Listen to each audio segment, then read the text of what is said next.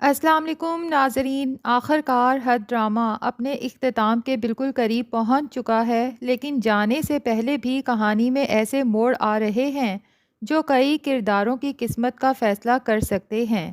ایک طرف زینیہ پولیس کی تحویل میں ہے، دوسری طرف فریال آج بھی اسی شخص کے لیے فکر مند ہے جس نے زندگی بھر اس کے راستے میں مشکلات پیدا کیں۔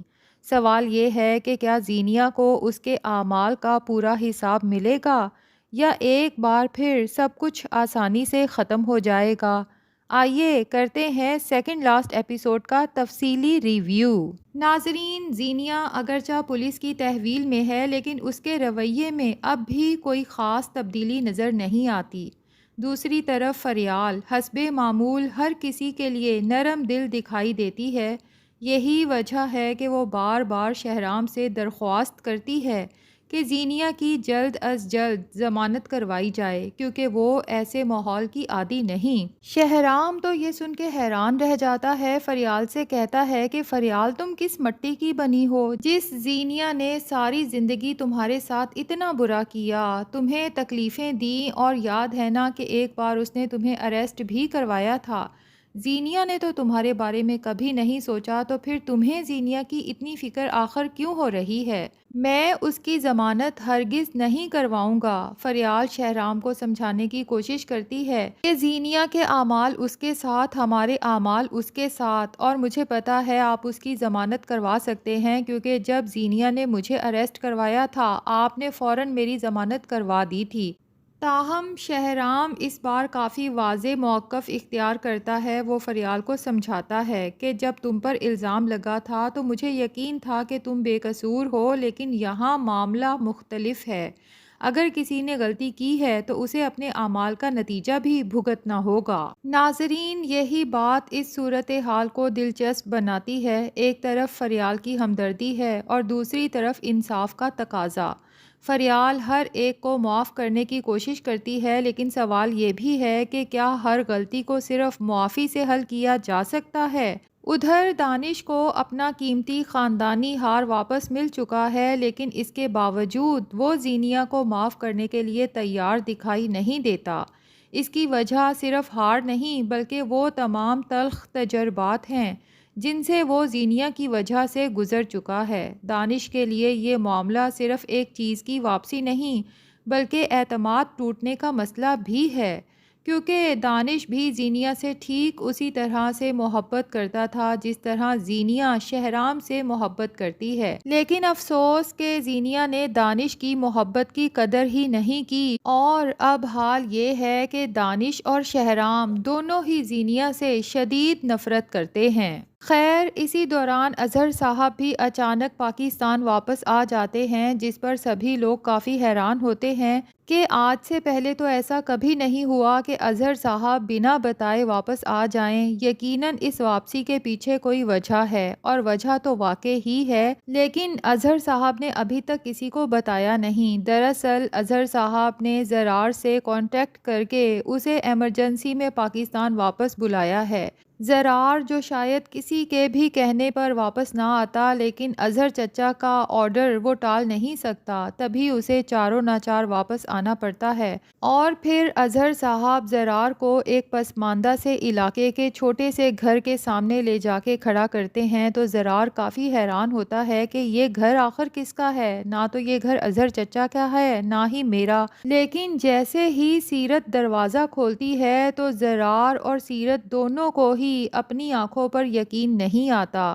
سیرت کو تو یوں لگتا ہے جیسے وہ کوئی خواب دیکھ رہی ہو۔ جو بیٹا اس کی فون کال تک سننے کو تیار نہیں تھا آج اس کے سامنے کھڑا ہے، جبکہ زرار جو اپنی ماں سے ناراض تو ضرور تھا، لیکن اپنی ماں کی یہ حالت دیکھنے کے بعد اس کی آنکھوں سے آنسو ٹپک پڑتے ہیں۔ اس نے تو کبھی خوابوں میں بھی نہیں سوچا تھا کہ اس کی ماں اس حالت میں بھی ہو سکتی ہے۔ دونوں ماں بیٹا ایک دوسرے سے گلے لگ کے خوب روتے ہیں، اور پھر سیرت زرار کو بتاتی ہے کہ کس طرح اس کا گھر، پلازہ اور تمام جمع پونجی لٹ گئی۔ بہرحال اظہر زرار کو بتاتا ہے کہ بیٹا اسی لیے میں نے تمہیں یہاں بلایا تھا تاکہ تم اپنی آنکھوں سے اپنی ماں کا حال دیکھو تو تمہیں یقین آئے۔ اگر ہم لوگ تمہیں بتاتے تو شاید تم یہی سمجھتے کہ ہم جھوٹ بول رہے ہیں۔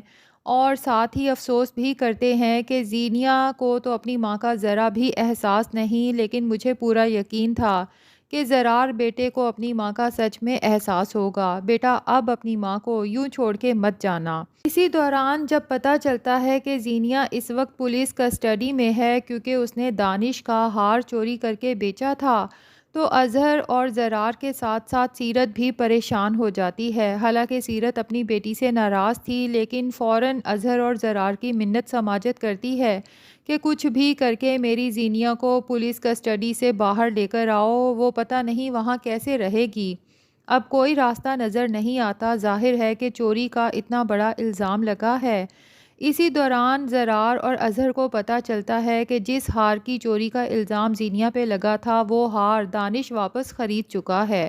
تو بس پھر یہی ایک راستہ بچتا ہے، اگر دانش زینیا کو معاف کر دے تو زینیا کی سزا یہیں پر ختم ہو سکتی ہے۔ بالآخر یہ دونوں دانش کے پاس پہنچ جاتے ہیں اور اس سے نرمی اختیار کرنے کی درخواست کرتے ہیں۔ ابتدا میں تو دانش صاف انکار کر دیتا ہے، لیکن مسلسل اصرار کے بعد وہ نرم پڑ جاتا ہے۔ اسے بھی احساس ہو جاتا ہے کہ زینیا کو جتنی سزا مل چکی ہے اتنی ہی کافی ہے، اور جب زینیا کو پتہ چلتا ہے کہ اس کی رہائی میں شہرام کا نہیں بلکہ اظہر صاحب اور زرار کا کردار تھا تو اسے شدید دھچکا لگتا ہے۔ وہ سیدھا شہرام کے پاس پہنچ جاتی ہے اور اس سے شکوہ کرتی ہے کہ جب فریال کو پولیس اریسٹ کر کے گئی تھی تب تو فریال آپ کی بیوی بھی نہیں تھی، لیکن آپ اس کی ضمانت کرنے فوراً پولیس اسٹیشن پہنچ گئے تھے، اور میں جو آپ کے نکاح میں ہوں تو آپ نے ایک دفعہ بھی نہیں سوچا کہ آپ کو میرے پیچھے آنا چاہیے، میرے لیے کچھ بھی نہیں کیا۔ یہاں شہرام کا جواب شاید پورے ڈرامے کا سب سے اہم لمحہ بن جاتا ہے۔